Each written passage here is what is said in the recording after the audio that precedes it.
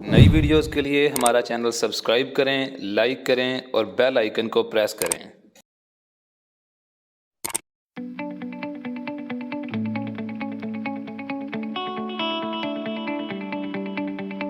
अस्सलाम वालेकुम। वालेकुम अस्सलाम सर। वालेकुम सलाम सर। वालेकुम सलाम सर। सलाम सर। कैसे हैं आप? सर कैसे? जी अल्हम्दुलिल्लाह मैं ठीक हूँ और आई होप कि आप सब भी ठीक होंगे अल्लाह के फजल से। तो बस अभी मुझे जस्ट गिव मी 1 मिनट, हम क्लास स्टार्ट करते हैं। ओके जी, लेट्स स्टार्ट। स्क्रीनिंग टेस्ट के जो आपका कल स्क्रीनिंग टेस्ट हुआ है उसका रिजल्ट मैंने देखा है और सर मेरे पास थी। जी जी मुबारक हो आपको। जो एमपीटी का मॉक टेस्ट हुआ है वो उसका रिजल्ट मैंने देखा, उसमें हसाम के सबसे ज़्यादा मार्क्स आए हैं इस दफ़ा। आई गेस ही गॉट 162 और मुझे लगता है इसी वजह से नसरीन आज क्लास में नहीं आई। आई कैन नॉट सी हर।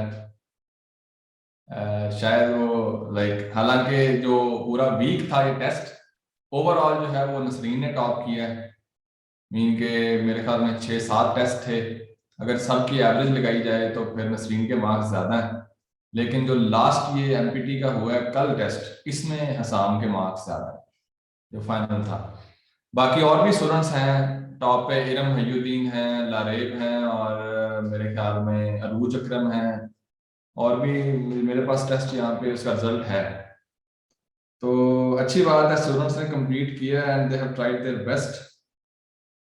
ये रिजल्ट मेरे पास यहाँ पे है 9th जो फेब को टेस्ट हुआ है, उसमें हसाम के 162 है 200 में से, नसरीन है फिर 159, उशबा 148, फिर उस्मान बाजवा के 146 हैं, फिर समरा शाजमीन है, असद हैं, रूज हैं, इरम, जुबैर अंजम, तंजीला, शबाना, रिदा, शाजिया, आतिफ, लारेब, सोहन, अनमोल, फातिमा। पहले 20 जो हैं उनमें से 15 लड़कियां हैं और 5 मर्द हजरात हैं।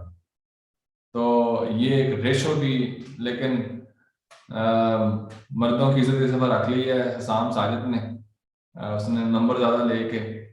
लेकिन ओवरऑल अगर आप देखें तो फीमेल्स के मार्क्स ज़्यादा है और वो पहली जो इंशाल्लाह होपफुली जो आपका 20 तारीख को हो रहा है एमपीटी का टेस्ट, देखें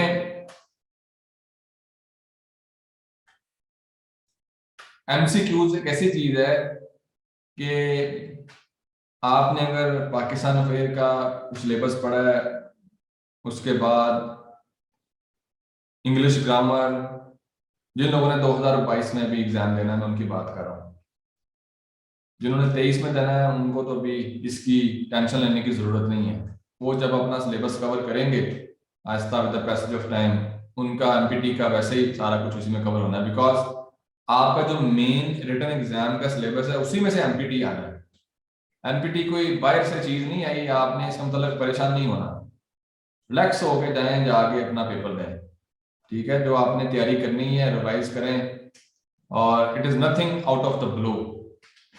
मकसद ये है, देखें उन्होंने क्या कहा हुआ है, अगर आपने एमपीटी का जो टेस्ट हो रहा है इसका नोटिस अगर आपने पढ़ा है तो उसमें एफपीएससी ने ये कहा है कि क्वालिफाइंग जो आपका थ्रेशोल्ड है वो 66 मार्क्स है। 33% मार्क्स आपको चाहिए अगर आपने एमपीटी को स्क्रीनिंग टेस्ट को क्वालिफाई करना है। इसके इट मींस कि मेरिट लिस्ट नहीं बनेगी या नहीं बननी चाहिए। ये नहीं होगा कि एफपीएससी ये रख दे कि जिस बंदे के 100 से ज्यादा मार्क्स आए हैं या मेरिट लिस्ट बन गई है और पहले जो 6000 या 10,000 लोग होंगे उनको हम साइड पे कर लेंगे, बाकी सारे फारग हैं। ऐसे तो नहीं हो सकता, बिकॉज उन्होंने अपने पब्लिक नोटिस में ये कहा हुआ है कि जो क्वालिफाइंग थ्रेशोल्ड है वो 66 मार्क्स है, 33% मार्क्स और नेगेटिव मार्किंग नहीं है। फिर कार्बन कॉपी आपको मिलेगी, कार्बन कॉपी आपने लेके आनी है याद से, डोंट फॉरगेट इट।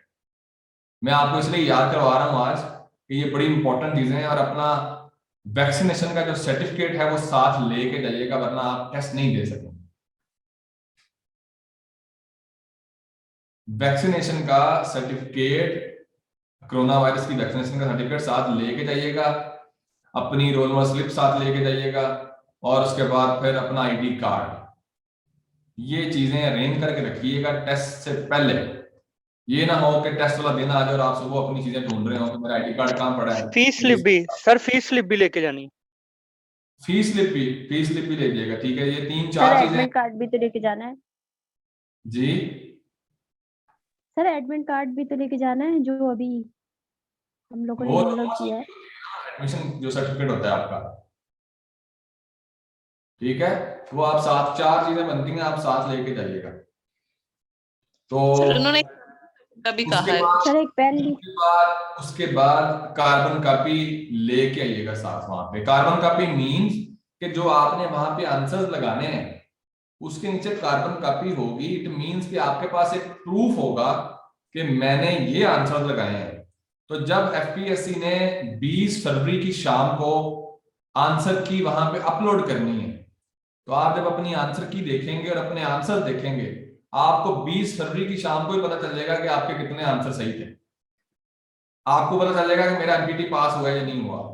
आप अपनी अगली जो तैयारी है, वो जिन्होंने 22 में एग्जाम भी देना है, जिन्होंने 23 में देना है, उनको तो परेशानी की जरूरत नहीं है, वो अपनी तैयारी रिलैक्स होकर करें डेली बेसिस पे। तो ठीक है, कुछ लोग ऐसे भी हैं जो 2023 में एग्जाम दे रहे हैं लेकिन उन्होंने एमपीटी के लिए अप्लाई कर दिया हुआ है। वो कहते हैं चलो थोड़ा सा मजा ही सही, चस्का ही सही, एक दफा दे के देखते हैं कि कैसा है। मुझे पता है ऐसे लोगों का भी जो सिर्फ एमपीटी दे रहे हैं बस। देखिए 60,000 फ्रेंड ने भी दिया है इस तरह। जी मेरी एक फ्रेंड ने भी किया है इस तरह अप्लाई, और कह रही है मैंने अभी पेपर नहीं देने।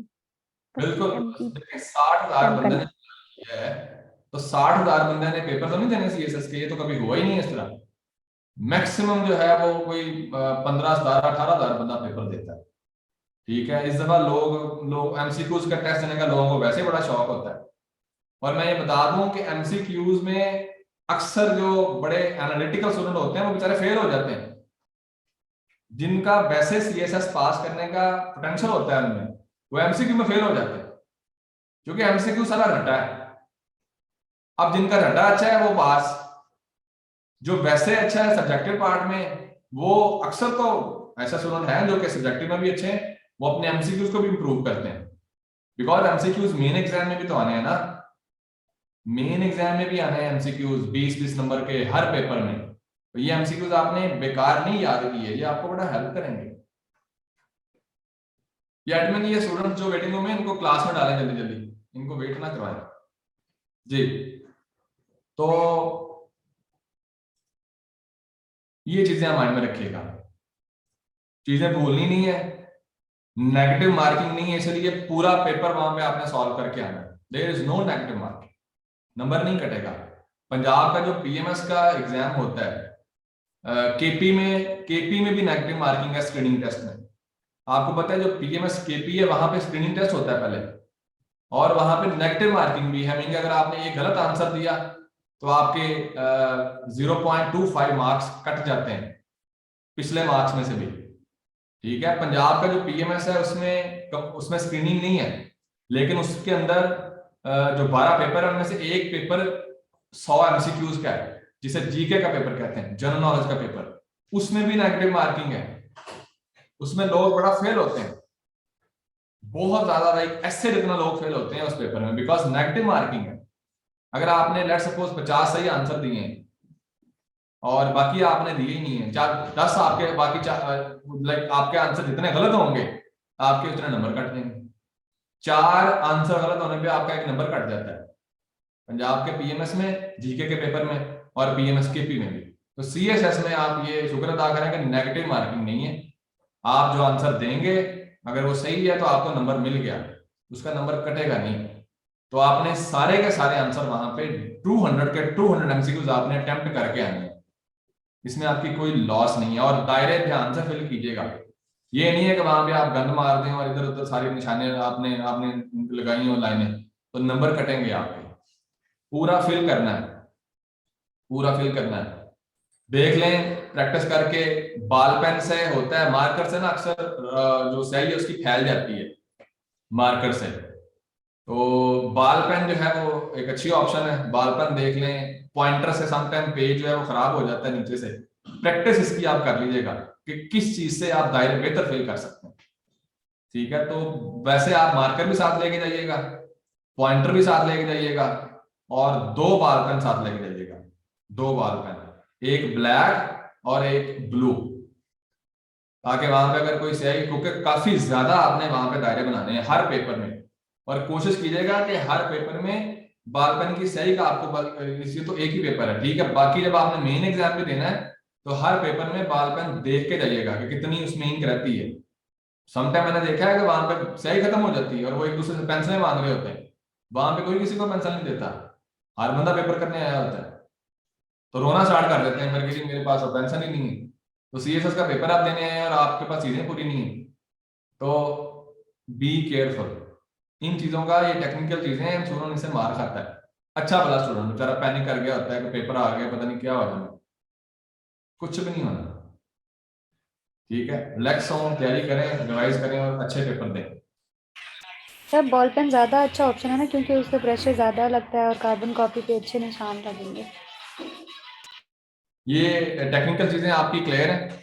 अगर आपको एमपीटी का एग्जाम के मतलब कोई और क्वेश्चन अगर आपने करना है तो लेट मी नो। सर मैंने करना है। जी मारिया।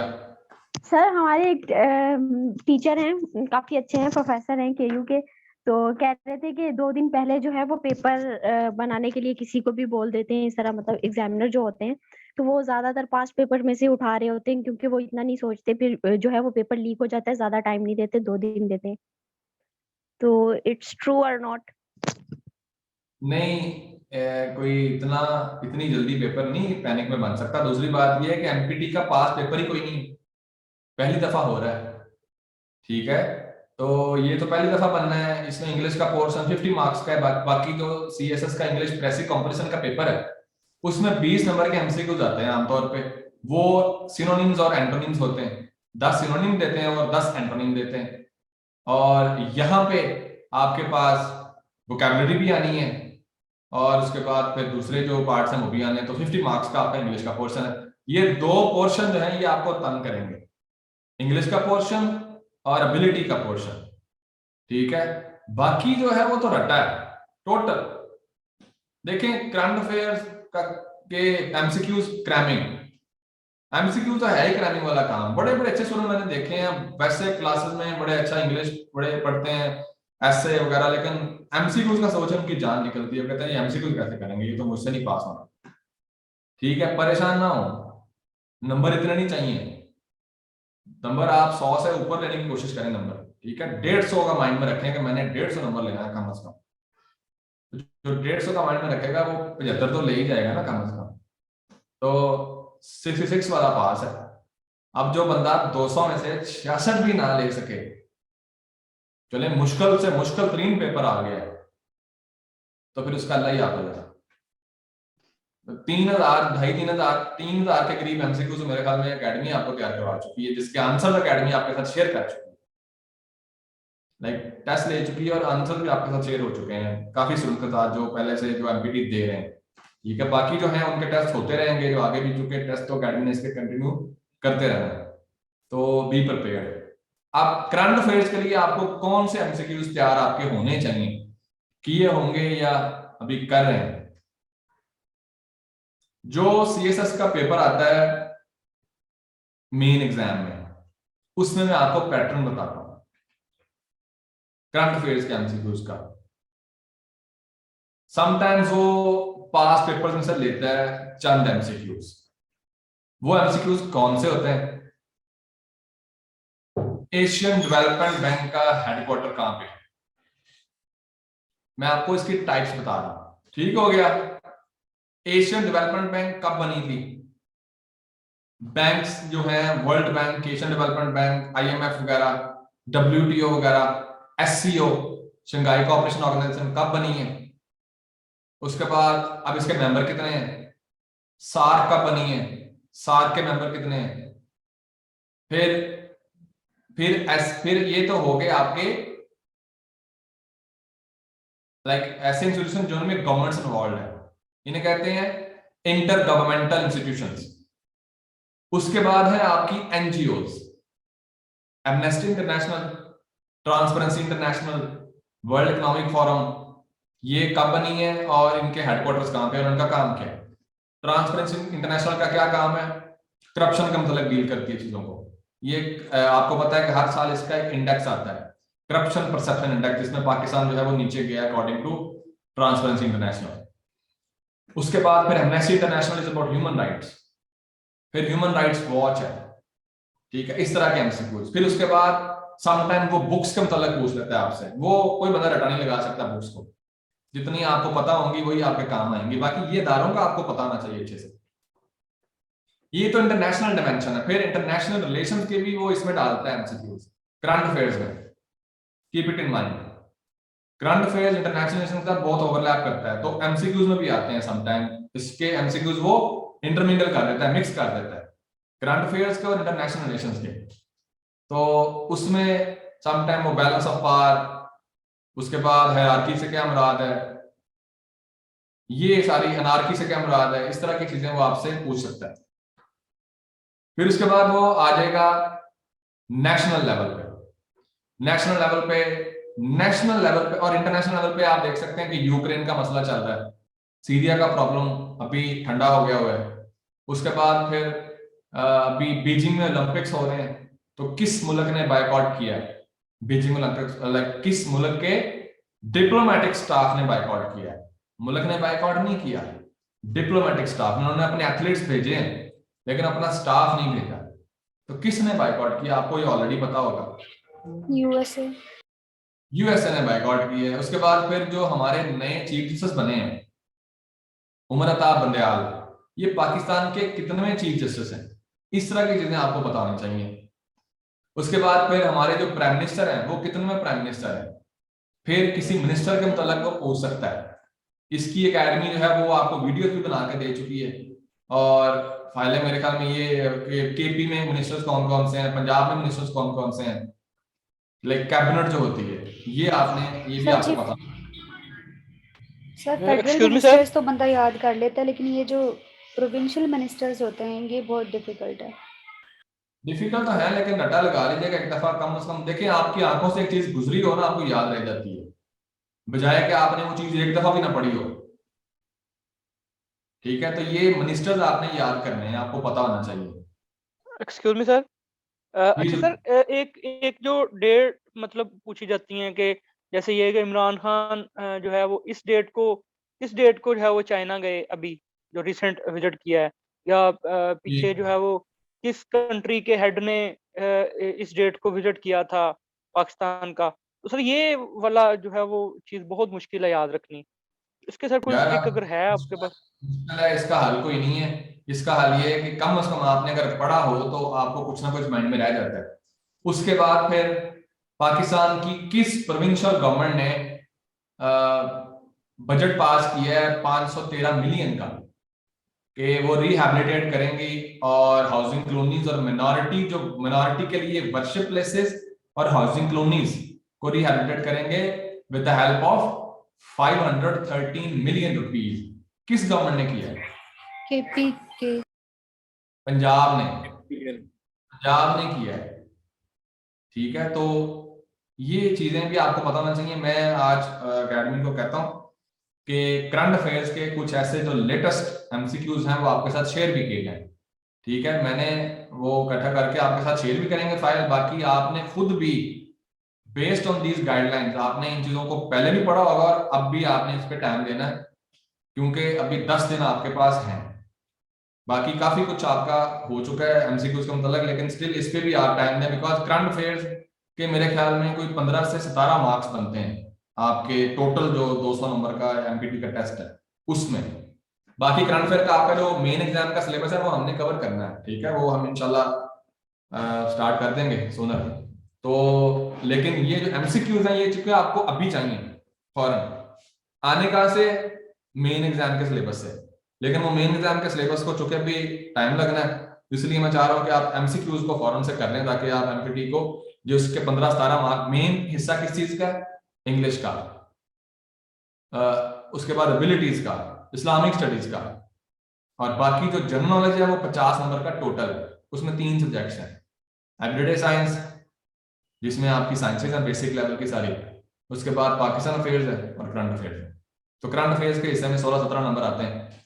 उसके बाद फिर जो sir Urdu sir current affairs कितने ड्यूरेशन का पूछेंगे करंट अफेयर्स?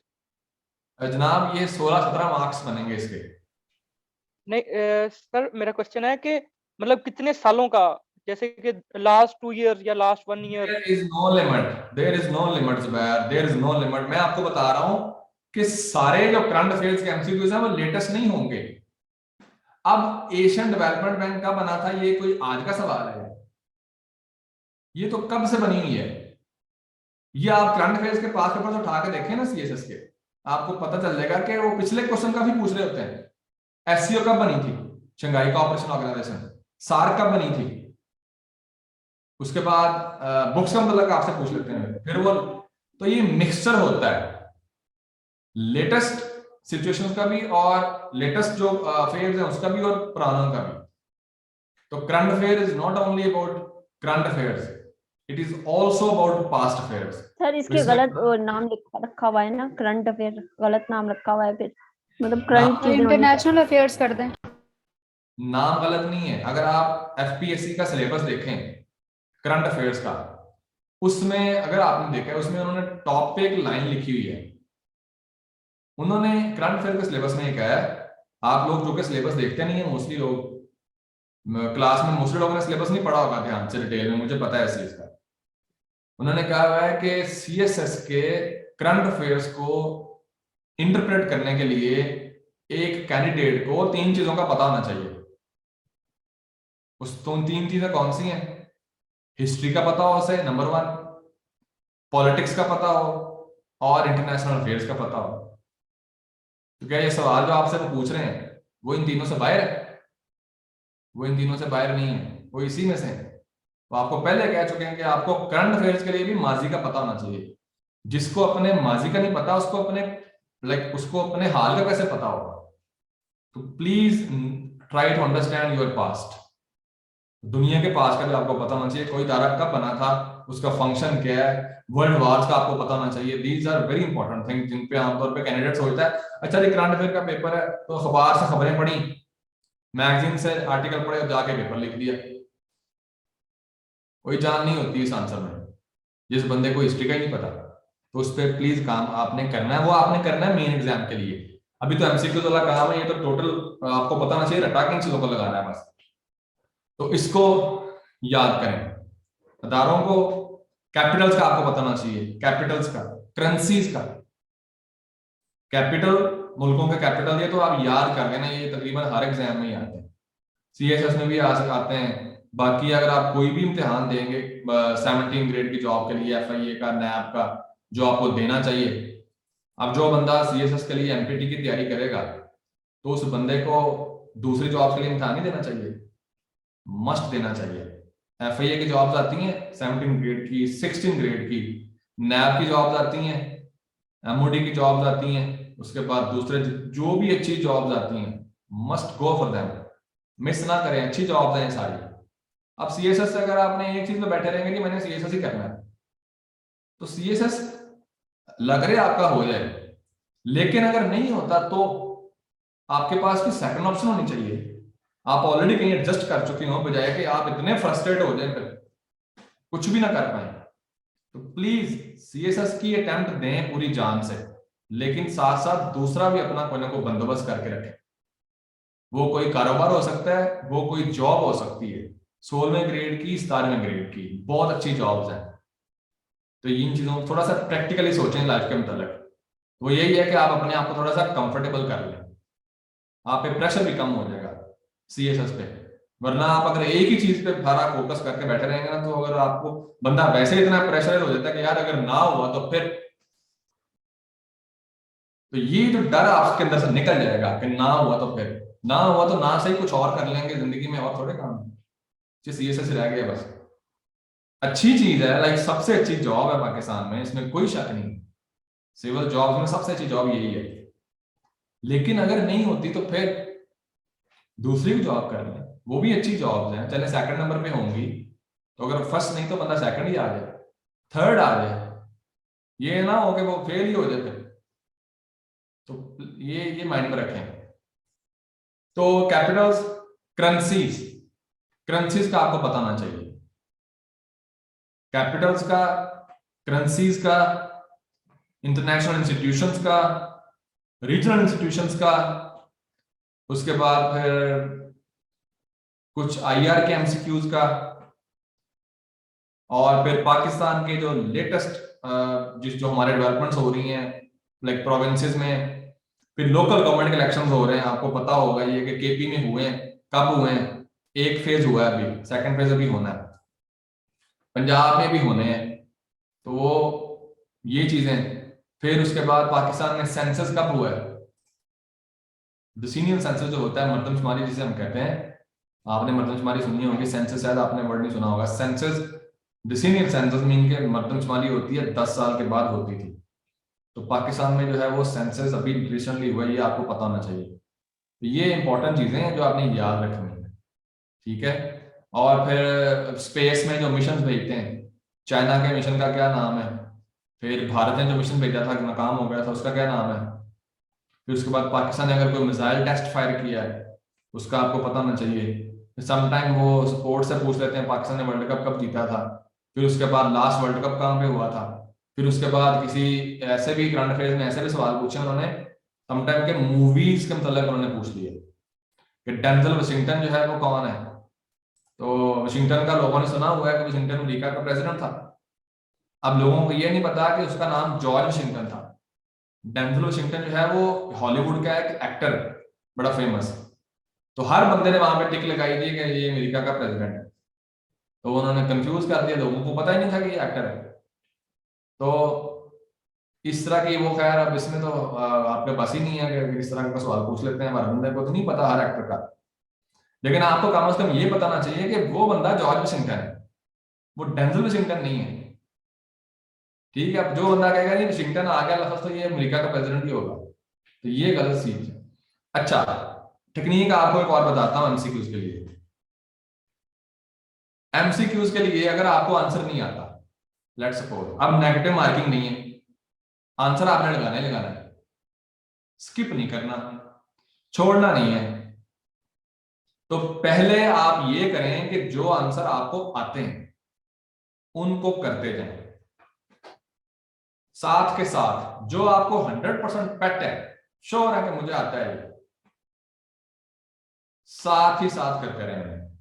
ये नहीं है कि पहले आप सारा पेपर पढ़ें, भाई टाइम भी लिमिटेड है ना, टाइम भी देखें, सारा पेपर पढ़ें फिर आप करना स्टार्ट करें, जो आते हैं फौरन दायरा लगाते जाएं, फिर सीक्वेंस नहीं खराब करना। समटाइम अगर आपका सीक्वेंस खराब हो जाए, फॉर एग्जांपल आपने स्टार्ट किया, MCQ नंबर 10 था, आपने पेपर पे उसका जवाब जो था वो 11वें पे लगा दिया, तो उससे आपका एक नहीं खराब होना, कई खराब होने हैं, फिर आपका 7, 5, 7, 10 तक आपको जब तक समझ आनी है ना कि मैंने गलत आंसर लगा दिए, वो तो 10वां था मैंने 11वें पे लगा दिया, तो आपने साथ मिलाना भी होता है कि ये 10वें का था क्वेश्चन पेपर पे, तो मैं आंसर शीट पे भी 10वें का लगा रहा हूं।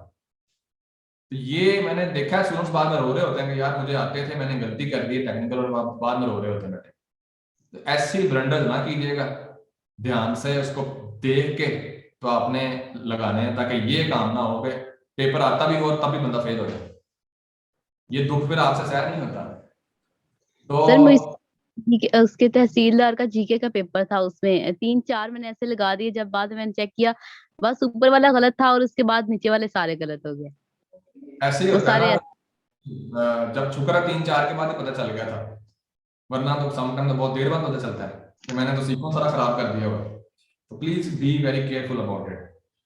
उसके बाद एक टेक्निक यूज होती है MCQ में, जिसे हम कहते हैं elimination technique. Elimination technique like, अच्छा पहले ये है कि आपने जो सही है वो लगा दी है पूरे पेपर में से, सर मैं एक टेक्निक बताऊं? शादी एक मिनट। अब आपके पास बचे फॉर एग्जाम्पल 200 टोटल थे, उनमें से 120 आपने लगा दिए, सही आपको आते थे, 80 रह गए। टाइम भी आपके पास बच गया होगा 80 मिनट्स राउंड अबाउट। अब आप क्योंकि कम से कम अब आपने अपने आप को सिक्योर तो कर लिया ना, फेल तो नहीं होंगे ना। अब आप जो पहले आप टॉप पे चले जाए, फिर जो आपने छोड़े हुए हैं उनमें से एक एक करके उनको उठाएं।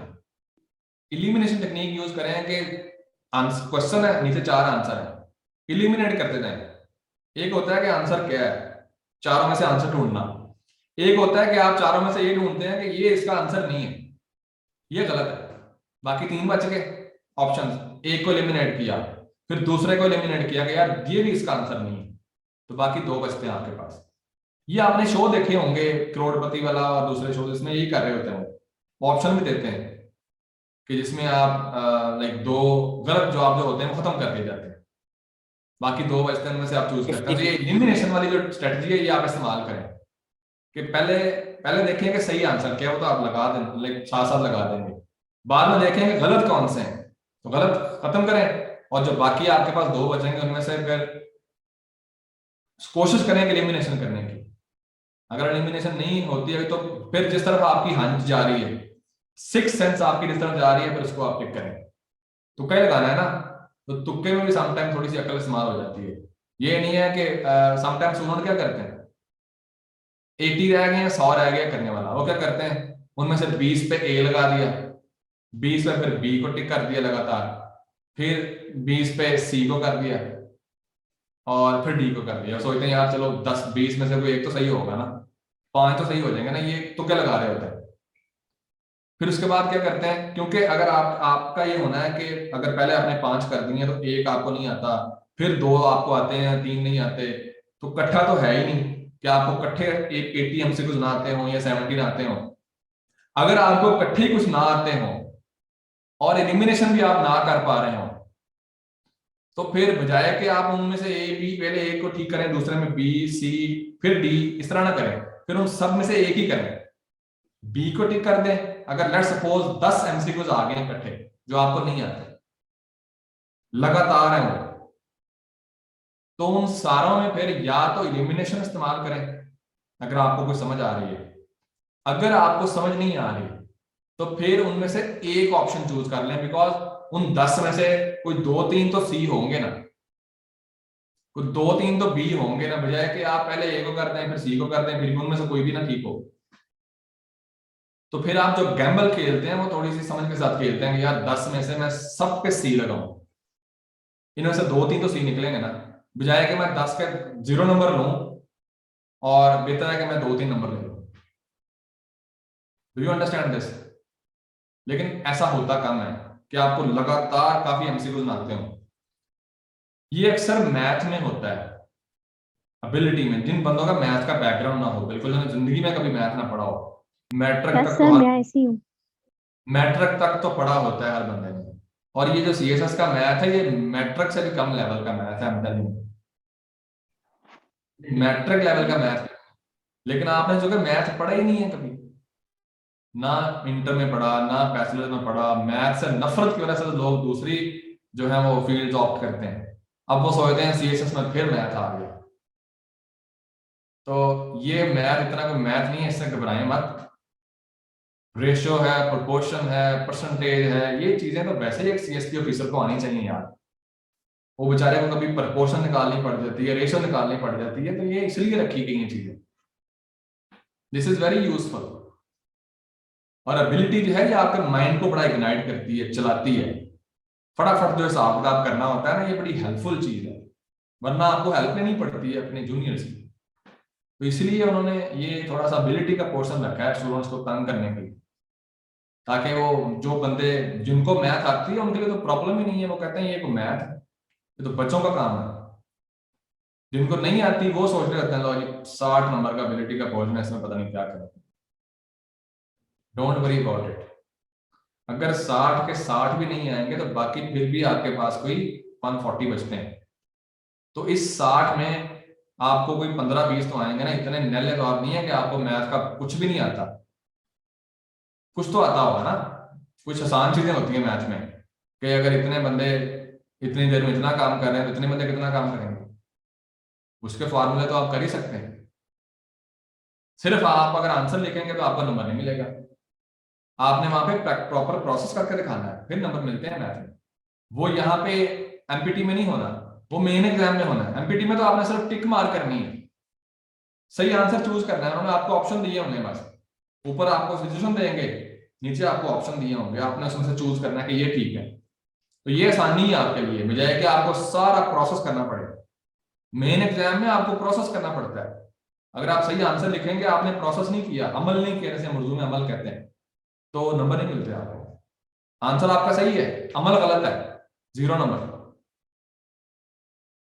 एमपीटी में नो वरीज, ऊपर क्वेश्चन है, नीचे ऑप्शन है, सही ऑप्शन को टिक करते हैं, लेकिन थोड़ी सी अकल के साथ, समझ के साथ। अच्छा, अगर मैथ ना आता हो किसी बंदे को, तो मैथ वाले जो है वो सबसे एंड पे रख लें, बजाय कि वो मैथ पे ही दिमाग खपाता है, उसका टाइम गुजर जाए। Don't do that. पहले सबसे पहले जो आपको आते हैं वो आपने टिक कर देने, उसके बाद जो नहीं आते फिर उन पे टाइम लगाना है। जो जितना आता है उसे पहले करें, जो जितना कम आता है उसको एंड पे ले दें, ताकि अगर टाइम खाए भी तो आप बाकी तो कुछ कर चुके हो ना, पास तो कम से कम हो चुके हो। तो ये नहीं है कि दिमाग माना शुरू करना, नहीं पहले मैथ में एक दफा कर लूं, बाकी मैं बाद में कर लूंगा, टाइम मेरे पास है, बाद में टाइम नहीं होता। ठीक है, Nimra Afzal. Yes sir, math का जो सोल्यूशन करना है वो पेपर के ऊपर ही करना है, क्वेश्चन पेपर के ऊपर? नहीं जी, बिल्कुल नहीं करना। वो मेरे ख्याल में आपको शायद देंगे, कोई शीट वगैरह देंगे, आई थिंक सो, मैथ के लिए उनको देनी चाहिए, लेकिन पेपर के ऊपर आप नहीं करेंगे अगर, क्योंकि पेपर पे तो जगह ही नहीं होती। पेपर पे तो सिर्फ दायरा लगाने की जगह होती है, उन्होंने बनाए होते हैं सर्कल से। नहीं सर, क्वेश्चन पेपर पे कह रही, बबल शीट पे नहीं, क्वेश्चन पेपर पे। क्वेश्चन पेपर पे इतनी जगह ही नहीं होती निमरा कि आप वो कर सके। अगर आपको वो शीट, अगर आपको कोई पेपर देते हैं साथ रफ वर्क करने के लिए, एबिलिटी के लिए, जो कि उनको देना चाहिए, तो वेल एंड गुड। अगर वो नहीं देते आपको, तो फिर तो आपको पता है पाकिस्तानी कौम कोई ना कोई हल निकाल दी और इसका हल यही है, फिर क्वेश्चन पेपर पे करें। अगर वो पूछेंगे कि आप क्वेश्चन पेपर पे क्यों लिख रहे हैं, देखें ये है एमसीक्यू का एग्जाम, तो क्वेश्चन पेपर पे लिखने से उनको लगता है कि आप नकल लगाने लगे हैं या किसी को लगवाने लगे, तो आपको खड़ा कर लेंगे कि जी किसको लिख कर दे रहे हैं आप ये, क्योंकि एमसीक्यू में तो नकल बहुत लगती है। एक दूसरे से पूछ रहे होते हैं, यार मुझे लिखवा दें, यार ये छठे का क्या है, 8वें का क्या है, 10वें का क्या है, ये पूछ रहे होते हैं पीछे बैठे वाले, खास तौर पर, और साथ वाले भी बच्चे। इसी से भी बचना है, ये नहीं कि दूसरे की नकल से आप पकड़े जाए। तो ये आप इस चीज को फेस करेंगे, क्योंकि सब्जेक्टिव क्वेश्चन में नकल नहीं लगती, ऑब्जेक्टिव में नकल बहुत लगती है। कोशिश पूरी करेंगे, लेकिन एफपीएससी का जो है लाइक इन्विजिलेटर, वो लाइनों में खड़े होंगे, अगर कोई मसला होता है तो कोशिश करें कि चुप करके बैठे रहें, वरना ये ना हो कि वो दूसरा बंदा भी फंस जाए और आप भी फंस जाए।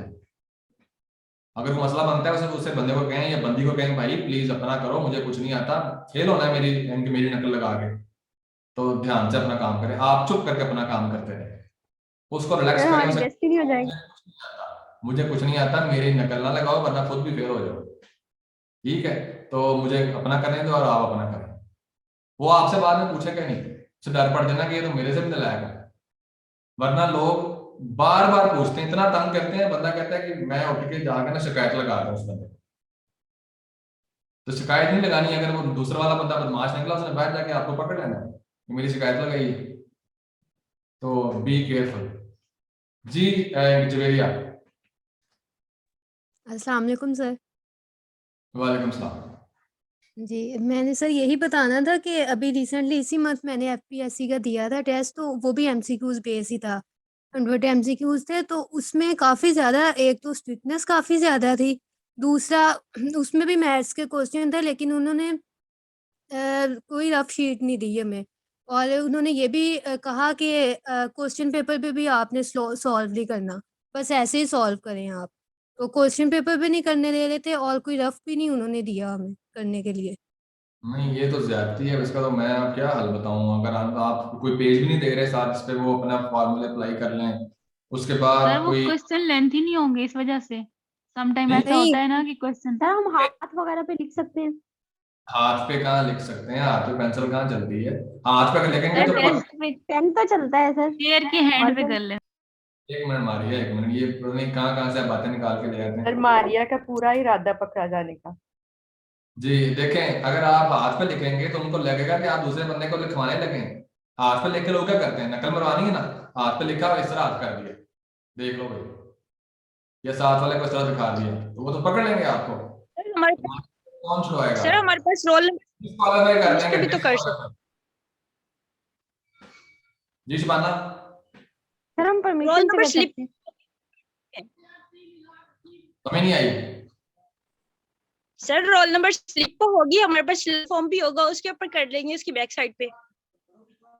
रोल नंबर स्लिप पे ना कीजिएगा, अगर करना हो तो क्वेश्चन पेपर पे कर लीजिएगा, ऊपर लिख दीजिएगा रफ रख। और अगर वो पूछें कि भाई आप क्या कर रहे हैं, इस पे क्यों लिख रहे हैं, उन्हें कि सर कि मैथ का इसमें एबिलिटीज का पोर्शन है और उसके लिए तो रफ वर्क करना पड़ता है, तो हमारी मजबूरी है, तो ये हम पेपर पे कर रहे हैं, किसी को दिखा नहीं रहे, निकल नहीं मार रहे, ये मजबूरी है, ठीक है। तो यही इसका हल है। सर इट्स 100% श्योर के ये क्वेश्चन पेपर के एंड पे जगह होगी या वो अलहदा से शीट प्रोवाइड करेंगे, ये 100% है। ये ऐसी कोई बात नहीं है कि आप एडमिशन सर्टिफिकेट पे लिख लें या इधर उधर लिख लें। एडमिशन सर्टिफिकेट पे बिल्कुल भी अलाउ नहीं होता। बिल्कुल, मैं आपको बता रहा हूँ आमतौर पे पेपर देते हैं, लेकिन अब कुछ स्टूडेंट्स कह रहे हैं नहीं कि उन्होंने पेपर दिए हैं एफपीएससी के तो उन्होंने कुछ नहीं दिया, तो उस सूरत की बात हम कर रहे हैं। अगर वो कुछ ना दें तो फिर आपने क्या करना है? सर जो दूसरे पेपर है साथ ले जाते हैं सर, खाली पेज भाई क्या हो गया है बाकी सर, ये तो सर पक्का निकलने की चक्कर है। सर एक minute, excuse me sir, sir बाकी जो पेपर्स होते हैं ना, बाकी जो पेपर्स होते हैं मतलब जो 1 पेपर एमसीक्यू होते हैं, उनमें हमारे 100 क्वेश्चंस होते हैं और 100 क्वेश्चन में से 10 या 20 हमारे एबिलिटी के होते हैं। इधर उनको पता नहीं है कि हम 50-60 क्वेश्चन दे रहे हैं एबिलिटी के, तो वो ये दिस इज आवर असम्पशन कि वो देंगे। लेट्स होप, पहली दफा एमपीटी हो रहा है ना, कोई हमारे पास कोई इसकी इनके प्रेसिडेंस नहीं है, पहले नहीं हुआ, हम अस्यूम कर रहे हैं कि वो देंगे। अगर वो ना दें तो फिर क्या करना है, इस पे बात हो रही है, ठीक है। इसके लिए आप तैयार रहिएगा मेंटली। तो उसके बाद यूरोपियन यूनियन में कितने मेंबर्स हैं, यूरोपियन यूनियन के कितने मेंबर्स हैं, ये आपको पता होना चाहिए। उसके बाद फिर सार्क के कितने मेंबर्स हैं, फिर एससीओ के कितने मेंबर्स हैं, शंघाई कोऑपरेशन ऑर्गेनाइजेशन के, फिर पाकिस्तान कब एससीओ का मेंबर बना, जब इंडिया बना। फिर सैटेलाइट्स जो हैं डिफरेंट मुल्कों की, चाइना की सैटेलाइट्स, यूएसए की सैटेलाइट, इजराइल की सैटेलाइट, फिर उसके बाद यूएई ने भी सैटेलाइट भेजी है स्पेस में, वो आपको पता होना चाहिए। फिर आपको रिसेंटली पता होना चाहिए कि जो कौन सा जो प्लैनेट है वो सोलर सिस्टम से बाहर हो गया है, उसको आप कंसिडर नहीं करते सोलर सिस्टम का। फिर उसके बाद मिलिट्री एक्सरसाइजेस होती हैं पाकिस्तान की डिफरेंट कंट्रीज के साथ, सऊदी अरेबिया के साथ, तुर्की के साथ, रशिया के साथ, मिलिट्री एक्सरसाइजेस का आपको पता होना चाहिए। फिर मिलिट्री के ऑनर्स होते हैं, पाकिस्तान के ऑनर्स हैं, निशाने हैदर वगैरह। फिर इस तरह दुनिया के और भी मुल्क है, जिस तरह इंडिया का है, फिर इटली का है, फिर उसके बाद फ्रांस का है, जापान का है, ये ऑनर्स है मिलिट्री के। तो ये वो चीजें हैं जो कि करंट अफेयर्स के लिए आपको पता होना चाहिए। बाकी तो करंट अफेयर्स और लेटेस्ट हैं वो आपसे पूछ सकता है। ठीक हो गया?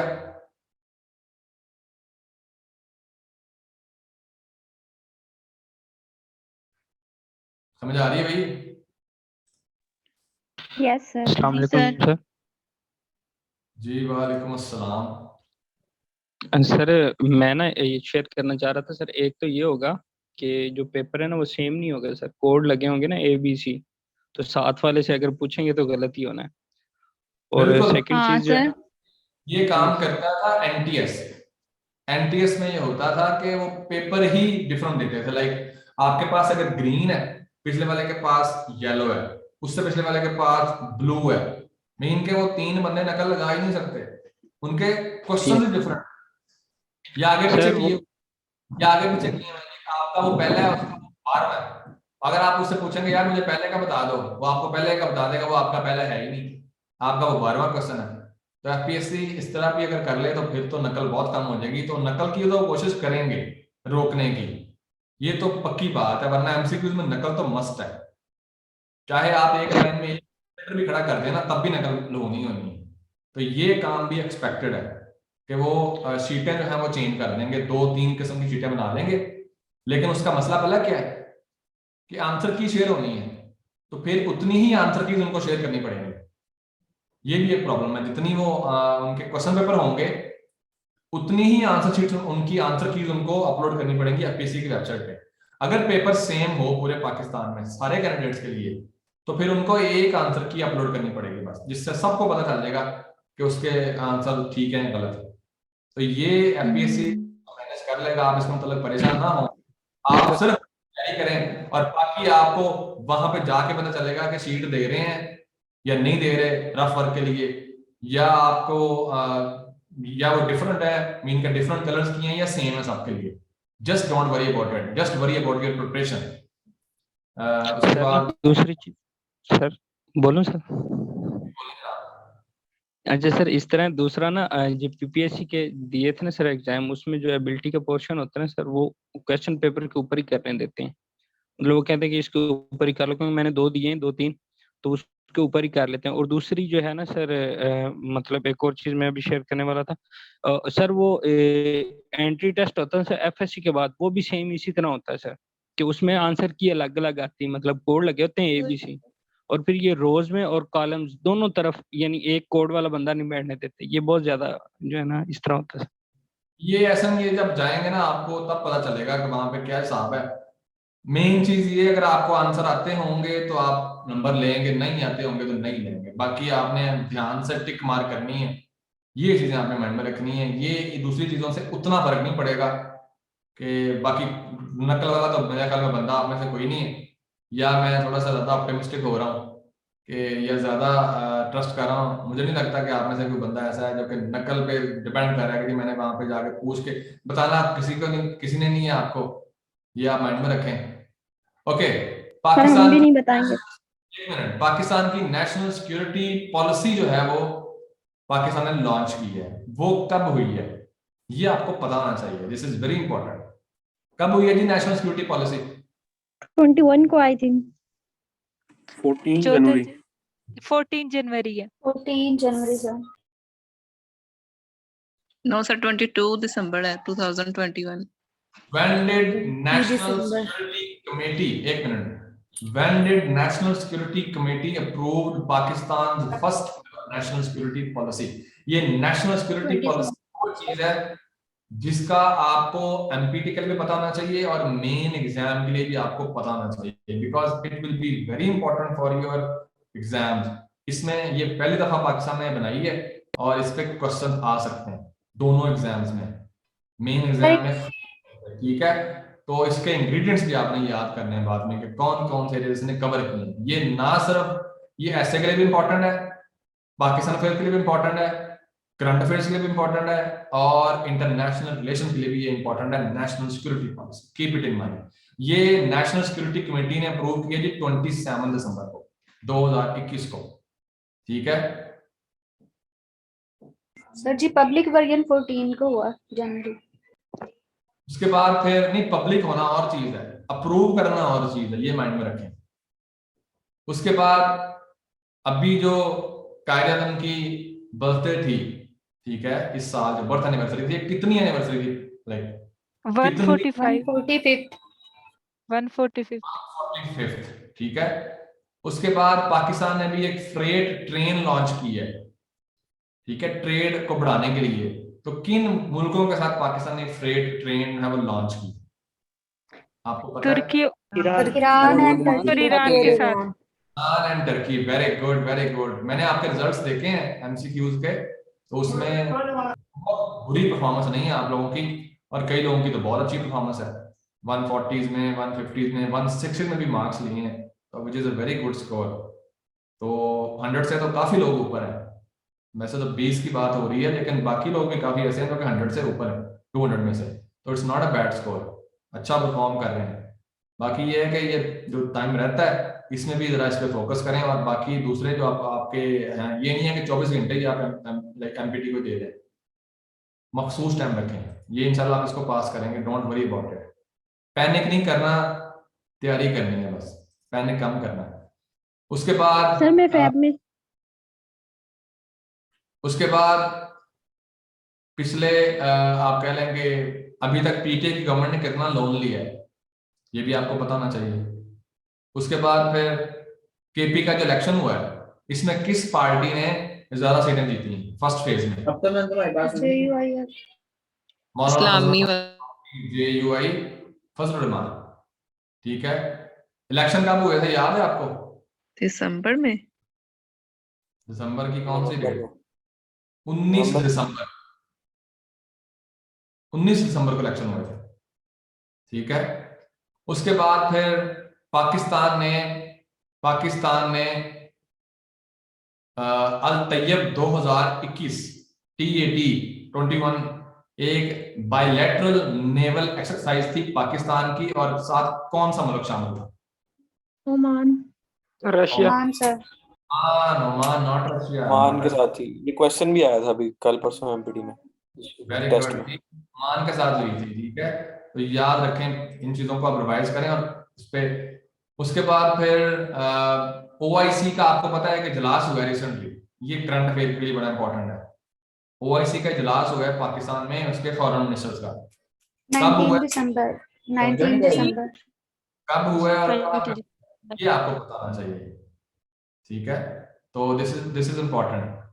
और उसके बाद फिर पाकिस्तान ने अभी अल कसा 3 joint military counter IED exercise की है, ठीक है। ये किन दो मुल्कों के दरमियान थी? पाकिस्तान के साथ कौन सा और मुल्क था जिन्होंने अल कसा 3 जॉइंट मिलिट्री काउंटर?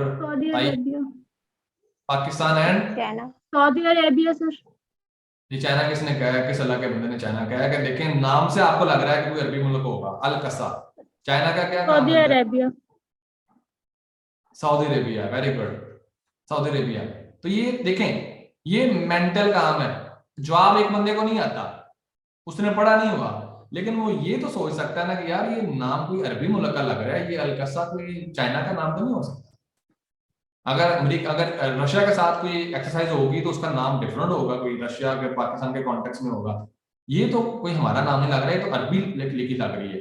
तो this is how you use your mind, सही आंसर देने के लिए।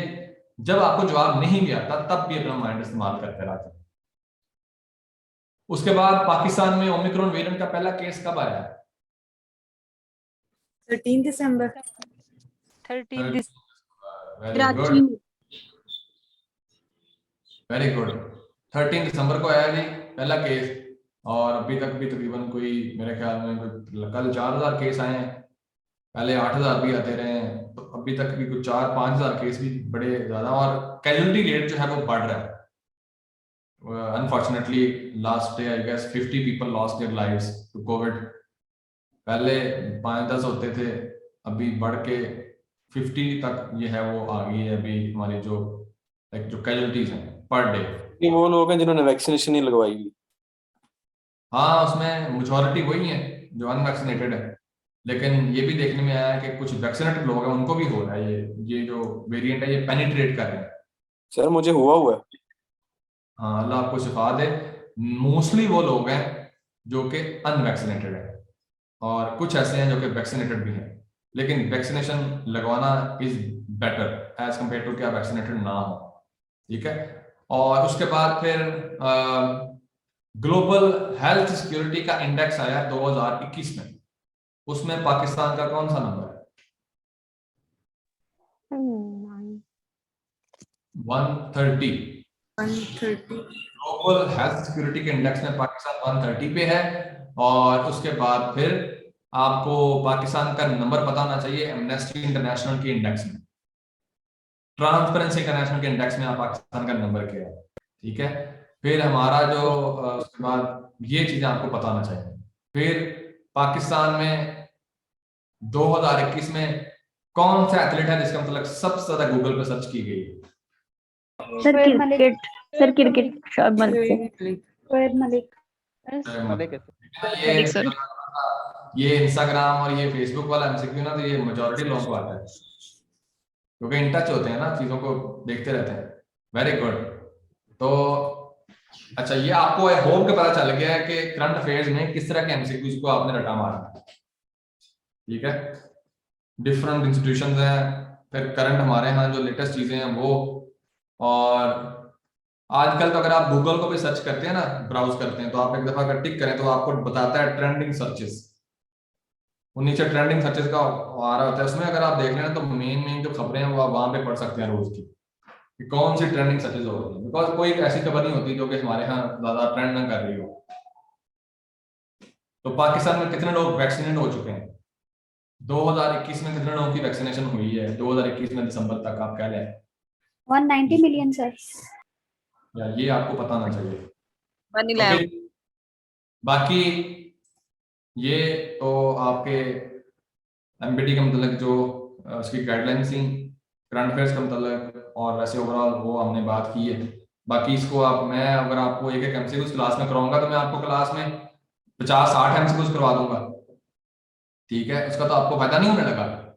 तो मैंने आपको कुछ एमसीक्यूज भी करवाए हैं, बाकी आपको गाइड किए इसके एमसीक्यूज का मतलब। ठीक है, तो जो मेन एग्जाम के लिए आपने करंट अफेयर्स की तैयारी करनी है, उसमें आपका जो सबसे दो आपके मेजर पोर्शन है, 20 मार्क्स तो आपके पाकिस्तान अफेयर्स में कवर हो जाते हैं। करंट अफेयर्स के जो पहले वाला पोर्शन है डोमेस्टिक अफेयर्स का, जिसमें पाकिस्तान की इकोनॉमी है, पॉलिटिक्स है और सोसाइटी है, that is part of Pakistan affairs syllabus. Then you have 80 marks. 80 marks में आपके 40 मार्क्स के फॉरेन रिलेशंस है पाकिस्तान के विद डिफरेंट कंट्रीज, वो फॉरेन पॉलिसी हम करेंगे। ठीक है, और करंट अफेयर की मेरी बुक है वो, उसका आपको ऑलरेडी पता होगा, you can have it from the market. अगर मार्केट से नहीं जाना तो फिर आप एकेडमी से भी मंगवा सकते हैं, एकेडमी के पास बुक्स हैं करंट अफेयर्स की, आई थिंक सो, तो आप उनसे ऑनलाइन ऑर्डर भी करवा सकते हैं करंट अफेयर की बुक्स। एकेडमी के पास अभी लेटेस्ट वाला वर्जन ही है, तो उससे 40 मार्क्स के फॉरेन रिलेशंस, बाकी 40 मार्क्स के आपके ग्लोबल इश्यूज है करंट अफेयर्स के लिए। ग्लोबल इश्यूज में इंटरनेशनल सिक्योरिटी है, इंटरनेशनल पॉलिटिकल इकोनॉमी है जो कि आईआर में भी है, और ऐसे में भी ये चीजें आपको हेल्प करती हैं। अब इंटरनेशनल सिक्योरिटी में आपकी नेशनल सिक्योरिटी पॉलिसी भी आएगी। फिर उसके बाद आपके कश्मीर इशू है, और उसके बाद फिर दूसरी आपकी जो टॉपिक्स हैं यूएस चाइना रिलेशंस, फिर उसके बाद यूएस की साउथ एशिया पॉलिसी, चाइना का BRI, फिर उसके बाद ये इंडियन पैसिफिक ओशन इसकी पॉलिटिक्स, फिर साउथ चाइना सी का इशू जो है, फिर उसके बाद आपके लाइक ये उसके मेन इंग्रेडिएंट्स हैं आपके ग्लोबल इश्यूज के।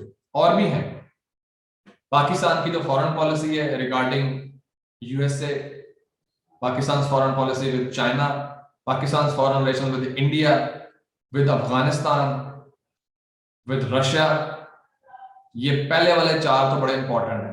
पाकिस्तान रिलेशन विद इंडिया बहुत इंपॉर्टेंट है इंक्लूडिंग कश्मीर इशू।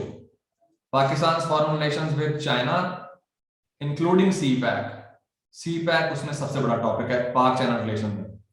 फिर पाकिस्तान रिलेशंस विद यूएसए, फिर यूएसए की साउथ एशिया पॉलिसी, फिर यूएसए और पाकिस्तान के रिलेशंस अफगानिस्तान के कॉन्टेक्स्ट में, ये आपके लिए इंपॉर्टेंट है।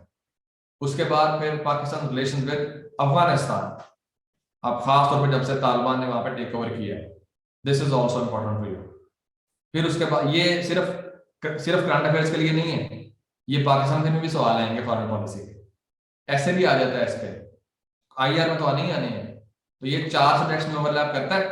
40 मार्क्स का जो क्वेश्चन है ये इसकी जो वर्थ अगर आप देखें टोटल 1200 नंबर में से, तो 100-150 नंबर की इसकी वर्थ बनती है फॉरेन रिलेशंस की। सिर्फ फॉरेन रिलेशंस की 100 से 150 मार्क्स की वर्थ बनती है, बिकॉज ये 4 पेपर में आ सकता है, आना है। करंट अफेयर में तो सवाल आने ही है इसके, मस्ट है। आईआर में भी आने हैं, पाकिस्तान में भी एंड वाले 1-2 सवाल होते हैं फॉरेन रिलेशंस के, और फिर ऐसे में भी समटाइम वो ऐसे पूछ लेते हैं आपसे 100 नंबर का। कश्मीर पे उसने एक दफा ऐसे पूछ लिया, यूनाइटेड नेशन में पूछ लेता है ऐसे आपसे, फिर यूएस चाइना में वो ऐसे लाइक पूछ लेता है। तो ये आपके लिए अच्छे से तैयार करना है। इसके लिए एक तो ये बुक ले लें, उसके बाद फिर अब्दुल स्टार की बुक है फॉरेन पॉलिसी की, वो अब लाइक अपडेटेड नहीं होती इतनी, लेकिन उसमें हिस्ट्री सारी बहुत अच्छी कवर हो जाती है। पाकिस्तान की जो हिस्ट्री है फॉरेन पॉलिसी की वो अच्छी कवर हो जाती है इसमें। अब्दुल स्टार की बुक है तो वो आपको पढ़नी चाहिए फॉरेन पॉलिसी के लिए, वो रिकमेंडेड भी है। तो ये दो चीजें। उसके बाद फिर मैगजीन, HSM की मैगजीन आती है लोकल में न्यूज़पेपर तो आप पढ़ते हैं डेली, उसमें एडिटोरियल जो है। बाकी इंटरनेशनल रिलेशन के लिए जो इंटरनेशनल पोर्शन है इसका, उसके लिए फॉरेन अफेयर्स अगर आपने हार्ड कॉपी में लगवाना है तो घर पे लगवा लें, और न्यूज़पेपर जो है वो तो आप हार्ड कॉपी में लगवाएं ताकि आपके घर पे डिलीवर हो। अगर आपको उसमें कटिंग करनी पड़ती है, कटिंग करके न्यूज सेव कर लें, whatever you need to do you can do. फिर उसके बाद अगर आपने फॉरेन अफेयर सॉफ्ट में सब्सक्राइब करना है सॉफ्ट में कर लें, हार्ड कॉपी में करना है हार्ड में कर लें। यार इन चीज़ों पे पैसा लगाया करें, पढ़ाई पे पैसा लगाया करें, किताबें लें, बुक्स लें, फिर ये मैगजीन को सब्सक्राइब करें। बंदा और भी तो खर्चे करता ही है ना, लेकिन जब किताब लेने की बारी आती है तो हम कहते हैं कि पुरानी किसी से ले लें। कभी कपड़े भी किसी से आपने पुराने लिए, वो तो आपका पहनने का दिल नहीं करता, लेकिन किताब में हर बंदे की कोशिश होती है दोस्त से पकड़ लें, पुरानी ले लें। उस पर पैसा नहीं लगाने हमारे काम में, बाकी हर चीज पे पैसा लगाते हैं। तो बुक्स लिए, कोई भी बुक्स पढ़ें, अच्छी बुक्स, ठीक है, उस पर टाइम दें। मैगजीन को सब्सक्राइब करें, ऑनलाइन हो जाती है। आपको दो ऑप्शन होती हैं, एक तो ये है कि आपको प्रिंट में चाहिए, दूसरा ये है कि आपको ऑनलाइन एक्सेस चाहिए। तो वो आपके लिए दोनों ऑप्शन होती हैं, ठीक है। अगर आपने ऑनलाइन पढ़ना है तो वो आपको PDF में मिल जाएगा फॉरेन अफेयर्स का, अगर आपने सब्सक्राइब करना है तो वो आप हार्ड कॉपी में आपको डिलीवर कर देंगे। You have all the options. ये चीजें आपको हेल्प आउट करेंगी, तो इस पे आप साथ साथ काम करते रहें। और जो ही आपका MPT होना है तो हर जिन लोगों ने पास होना है उन्होंने फिर 3 महीने पीछे बचने हैं मेन एग्जाम के लिए, 3 मंथ्स आपके बचने हैं। बाकी ये जो जितना अभी आपने सिलेबस कवर किया है, ये आपने सिर्फ MPT के लिए नहीं किया, ये साथ आपने मेन एग्जाम के लिए भी चीजें कवर आपने करनी है और की है। बाकी अब आप बाकी चीजें आपकी कवर होती रहेंगी साथ साथ। MPT आपका 10 दिन में हो जाना है। जिन लोगों ने ये MPT देना है, जिन्होंने ये नहीं देना, वो डेली बेसिस पे टॉपिक तैयार करते हैं, चाहे आप 2022 के लिए जा रहे हैं या 23 के लिए जा रहे हैं। फॉर्मूला है क्या CSS की तैयारी का, prepare daily topics, notes, question तैयार करके रखें साइड पे। 15-20 क्वेश्चन अगर आप एक सब्जेक्ट के तैयार कर लेते हैं तो आपका सब्जेक्ट तैयार हो जाता है। आई गारंटीड 15-20 इस बंदे ने सवाल तैयार किए हों, उसने काफी काम कर लिया सब्जेक्ट का, बनिस्बत उस बंदे के जिसने सिर्फ बुक लेके और नोट्स लेके सिर्फ पढ़ा है बस, या जिसने सिर्फ लेक्चर लिए। लेक्चर लेके क्वेश्चंस तैयार करें, टॉपिक्स तैयार करें, उनकी हेडिंग्स बना के रखें, अंदर मटेरियल उसका लिखें जो इंपॉर्टेंट मटेरियल है। यही तैयारी है। जो बात करता है मैं उसे यही कहता हूं कि भाई ये काम करें। स्टूडेंट कंफ्यूज होते हैं, समटाइम स्टूडेंट मेरे साथ डिस्कस भी करते हैं, सर ये कंफ्यूजन आ रही है तो इसका क्या हल हो सकता है। तो जो उनका क्वेश्चन होता है मैं उसको एड्रेस करने की कोशिश करता हूं। अगर मैं आपको जनरली बताऊं तो सबसे बेहतरीन तरीका यही है, कंफ्यूज नहीं होंगे, ऑर्गेनाइज रहेंगे, डिसिप्लिन से काम करेंगे, आपको कॉन्फिडेंस आएगा कि मैंने इतना काम कर लिया है, और आप पे बर्डन भी नहीं बनेगा। ठीक है, इंशाल्लाह MPT आप क्लियर करेंगे। बाकी जो मैंने आपको कहा है कि ये करंट अफेयर्स के लिए ये काम करें डेली, वो करें। और MCQs को तो आप ये समझ के रिवाइज कर लेना कि मैंने MPT भी क्लियर करना है और मेरे मेन एग्जाम के लिए भी MCQ क्लियर हो जाएंगे। बाकी बाद में आपने मेन एग्जाम तक MCQ नहीं याद करने थे, एग्जाम से कुछ दिन पहले कीजिएगा, एग्जाम से कुछ दिन पहले रिवाइज कीजिएगा। ठीक है, ये MCQs को अभी फोकस कर लें इस वक्त जो करना है, ताकि आपका MPT जो है वो फ्लाइंग कलर के साथ पास हो जाए। इसका नंबर आगे काउंट नहीं होने, इधर रह जाने, लेकिन पास आप करें विद कॉन्फिडेंस, ताकि आपको ये कॉन्फिडेंस दे। ठीक है, और फिर जो रिजल्ट आपका आएगा वो अकेडमी को भी ऑब्वियसली पता चल जाना कि आप लोगों में से किस किसने ज्यादा मार्क्स लिए हैं। तो मजा आएगा फिर इंशाल्लाह रिजल्ट डिस्कस करके कि MPT में किस किसने क्या क्या गोल खिलाए हैं और कितने कितने नंबर लिए हैं। We will enjoy it. Okay जी। सर इसके फाइनल एग्जाम कब होंगे? ये जुलाई में होंगे, जून में होंगे? मई में एक्सपेक्टेड है। मार्च, अप्रैल, मई, गर्मी में मतलब 3 महीने। मई में होंगे? जी अच्छा। मई में expected है, बाकी एफपीएससी का पता नहीं है, लेकिन 21 मई कहा है उन्होंने फिलहाल तो। नहीं पहले उन्होंने कहा था 15 मई 15 मई का है। 15 मई चल रहा है अभी तक, लेकिन यू नेवर नो। अभी तक जो है वो इन्होंने एक आप कह लें कि एक जो इनके टेंटेटिव इन्होंने दी है टाइमलाइन वो 15 मई की, विच मींस 3 मंथ्स। तो एमपीटी होगा तो मेन एग्जाम की तैयारी आपकी चलती रहेगी। तो पहली दफा सीएसएस का एग्जाम गर्मी में हो रहा है जब मैंने होश में देखा है। हमेशा फरवरी में हुआ है, मैक्सिमम एक दो दफा मार्च में गया था, वो भी 2010 से पहले, लेकिन आमतौर पे फरवरी ठंड में होता था। अभी गर्मी में मेरा नहीं ख्याल कि एसी लगे होंगे वहां पे, ये इतना तो एसी अमीर नहीं है कि वो आपको एसी वाले कमरे में बिठा के पेपर ले लें आपसे। तो मई में तो गर्मी होती है, तो पसीने भी निकलने हैं फिर, लेकिन एंजॉय करेंगे आप, स्टेमिना भी चेक होगा और मजा आएगा फिर पेपर देने का भी। साथ वो जो एक पंखी होती है वो ले जाइएगा अपने को हवा देने के लिए। इस एमपीटी सर के बुक से ही ले लेंगे। पंखी का टाइम नहीं रहेगा सर उस वक्त। सर उसकी होश कहाँ सर रहती है? बुक से ही ले लेंगे हवा। मजाक कर रहा हूँ, बुक से ले लेंगे, बुक आपको लेके कौन जाने देगा जी। ये तो कैसी कैसी बातें हो रही सर, बुक लेके जाने देगा वहाँ पे कोई? वो मजाक कर रहे हैं। आंसर बुक की बात कर रही हैं, आंसर बुक। आंसर बुक के जवाब लिखने हैं कि आपने हवा देनी है? वो अगर फट गई तो जी। तो करंट अफेयर्स की जो डायमेंशन हमने आज डिस्कस की हैं, प्लीज उनको रिवाइज करें डेली बेसिस पे। एक दिन में कैपिटल्स कर लें, एक दिन में करेंसीज कर लें सारी, एक दिन में ऑर्गेनाइजेशंस कर लें, एक दिन में उनके कैपिटल्स कर लें। उसके बाद फिर दो दिन में लाइक 2 घंटे दें इसके, दो दिन में 2 डेली करंट अफेयर्स को आप 1.5-2 घंटे दें, इनफ हो जाएगा। फिर पाकिस्तान के जो लेटेस्ट करंट अफेयर्स हैं, जिस तरह मैंने आज हमने डिस्कस किया है, चीफ जस्टिस कौन से हैं, प्राइम मिनिस्टर कौन से हैं, फिर बजट के मतलब आपको बताना चाहिए, फिर पाकिस्तान की ग्रोथ रेट क्या है जीडीपी की, जो लास्ट ईयर कितनी रही है और अभी कितनी है, फिर उसमें एग्रीकल्चर की कितनी है, इंडस्ट्री की कितनी है ग्रोथ रेट, ये भी आपको बताना चाहिए, not only for empty but also for main exam. जो चीजें आप अभी तैयार कर लेंगे एमपीटी के लिए, वो आपको मेन एग्जाम में भी हेल्प करेगी। ठीक है, तो इंशाल्लाह मिलेंगे फिर नेक्स्ट क्लासेस में। अपना ख्याल रखें, अल्लाह हाफिज।